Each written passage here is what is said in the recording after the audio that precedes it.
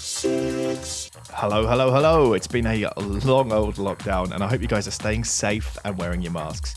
And speaking of masks, heroes.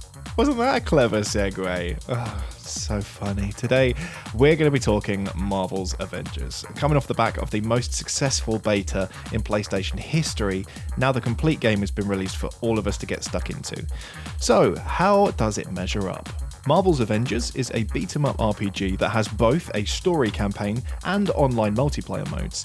This game is built entirely on the success of the Marvel Cinematic Universe, and although they don't seem to share the same canon, this game definitely has inherited the visual style of the movies, like the helicarriers, the Iron Man armor, and like the looks of Black Widow and Captain America. Everything's lifted directly from the movies, apart from actually the actors themselves. The least well-known of the main roster is the game's insert character, and I guess kind of main protagonist is Ms. Marvel, Kamala Khan, who I'll start by saying is just, she's an absolute hoot. She's super likable, her powers are fun to play, and it's great to play as someone who we don't know inside out already from the movies. She's a huge superhero fan, and she gives the game's coolest moments and our favourite heroes the awe that they deserve. You've got plenty of chances to play as all the Avengers, but spoiler free, the crux of the plot is a kind of coming of age story for Kamala, and it is really fun to play. So the story is fun to play, but like, the gameplay itself, like, yes. And I say yes rather than just yes, because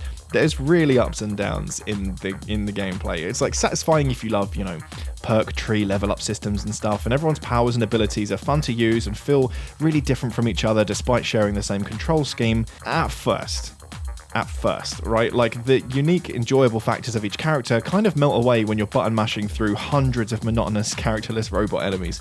Like, by the time you've killed number 300, it feels more like endless brawling button mashing than it does engaging RPG gameplay. There are only a few big Marvel villains in this, and I think that's a shame. We could have used more of those, and it might have made the gameplay a bit less monotonous. The multiplayer elements seem like they'd be fun if you had the right people to play them with, but they kind of boil down to a similarly monotonous, repetitive gameplay cycle of just mashing your powers into endless waves of drones until they're gone. I'm going to give this game 3 out of 5 stars, but I really can't be too harsh on a game that Square Enix is planning to release a steady stream of free content for. This could be a totally different gaming experience a year from now. But my advice, if you're a Marvel fan, you're going to love it, and it's absolutely worth your time and money. But if you've never seen a Marvel movie, I don't know, maybe give it a miss. So, who's your favourite character to play as in Marvel's Avengers? Let me know in the comments below. My personal favourite is Thor. And as always, for all your latest movies and games, visit us in store or at webuy.com. I'll see you next time.